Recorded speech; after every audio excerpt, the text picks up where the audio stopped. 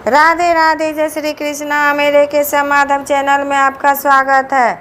आइए हम सब मिलकर कार्तिक महात्म्य के 15वां अध्याय की कथा सुनते हैं। इस कथा को सुनने मात्र से माता लक्ष्मी और भगवान विष्णु जी की कृपा प्राप्त होती है। घर में धन धान्य की कमी नहीं रहती है, मनचाहा वरदान मिलता है। महाराज पृथु ने नारद जी से कहा, हे देवर्षि, आप भक्त वत्सल भगवान की पूजा का विधि विधान बतलाने की कृपा करें। तब नारद जी बोले, हे राजन, एक पुरातन इतिहास कहता हूँ, सो ध्यान पूर्वक सुनो। अत्यंत प्राचीन समय की बात है। कांतिपुर में चौल नाम का एक राजा राज करता था। उसके राज्य में समस्त प्रजा सुखी थी, कोई भी दरिद्र पीड़ित या दुखी नहीं था। राजा के नाम पर उस देश का नाम चौल देश रखा गया। एक बार वह राजा मूल्यवान मणि मुक्ताओं द्वारा भगवान की पूजा करके वही मंदिर में बैठा हुआ था। उसी समय विष्णु शर्मा नामक एक ब्राह्मण ने आकर तुलसी दल तथा जल से भगवान की पूजा की। उसके तुलसी पत्रों से राजा की पूजा के मणि मुक्ता आदि ढक गए। यह देख राजा ने क्रोधित होकर ब्राह्मण से कहा, हे विष्णु शर्मा, तुमको पूजा का कुछ भी ध्यान नहीं। मणि मुक्ताओं से की गई मेरी पूजा की शोभा को तुमने तुलसी दलों से ढककर समाप्त कर दिया है। राजा के अहंकार में भरे हुए ये कटु वचन सुनकर विष्णु शर्मा ने कहा, हे राजन, अभिमान के वशीभूत होने के कारण तुम भगवान की पूजा के बारे में नहीं जानते। ब्राह्मण के यह वचन सुनकर राजा ने कहा, हे ब्राह्मण, तुम दरिद्री हो, इस कारण भगवान की पूजा क्या जानो। क्या तुमने कभी भगवान का कोई मंदिर बनवाया अथवा कोई यज्ञ आदि किया? अगर यही बात है तो मैं देखता हूँ कि भगवान की भक्ति करके पहले तुम स्वर्ग में जाते हो या मैं जाता हूँ। इतना कहकर राजा ने गुंगल ऋषि को आचार्य बनाकर बड़े बड़े यज्ञ आरंभ कर दिए और साथ ही ब्राह्मणों को बहुत सा द्रव्य दान देने लगा। परंतु विष्णु शर्मा सर्वदा की भांति माघ तथा कार्तिक मास के व्रत, तुलसी वन का रोपण, एकादशियों का व्रत तथा ओम नमो भगवते वासुदेवाय नमः मंत्र का सतत जाप करते हुए भगवान की पूजा अर्चना करता रहा।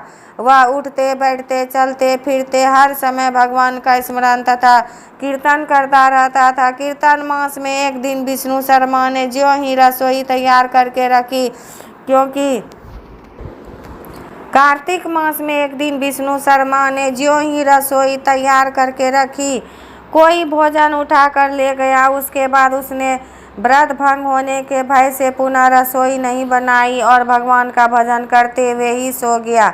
दूसरे दिन फिर रसोई बनाई और ज्यों ही भगवान का भोग लगाने लगा, कोई फिर भोजन उठा कर ले गया। लगातार 7 दिन तक ऐसा ही होता रहा और इस प्रकार विष्णु शर्मा को निराहार 7 दिन व्यतीत हो गए।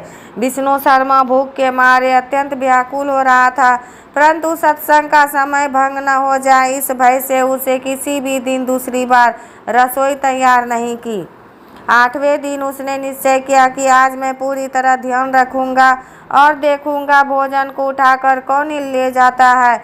इसके बाद उसने भोजन तैयार किया और एक स्थान पर छिप कर बैठ गया। थोड़ी देर में उसने देखा कि अति दीनहीन और दुर्बल चंडाल, जिसके शरीर में केवल अस्थियां मात्र शेष थी, छिप कर आया और भोजन उठा कर ले गया। उसे देखकर विष्णु शर्मा का हृदय द्रवित हो उठा। विष्णु शर्मा ने उस चंडाल से कहा, भैया, रूखा भोजन मत ले जाओ, मेरे पास थोड़ा सा घी है, वह भी लेते जाओ। ब्राह्मण के यह वचन सुनकर भयभीत हुआ। वह चंडाल भागता हुआ ठोकर खाकर गिर गया। तभी विष्णु शर्मा भी उसके समीप पहुंच गया और एक वस्त्र से उस पर हवा करने लगा। थोड़ी देर बाद ब्राह्मण ने देखा कि उस चंडाल की जगह शंख, चक्र, गदा, पद्म तथा बनमालाधारी भगवान विष्णु स्वयं वहां लेटे हुए हैं। उसी समय विष्णु शर्मा ने भगवान के चरणों में गिरकर नमस्कार किया। तभी रुद्रादि देवता भी वहां पर आ गए और ऋषि मुनि वेद मंत्रों से उनका पूजन करने लगे। तब विष्णु भगवान ने अत्यंत स्नेहपूर्वक विष्णु शर्मा का आलिंगन करके उसको अपने साथ विमान में बिठा लिया और अपने साथ वैकुंठ को ले गए।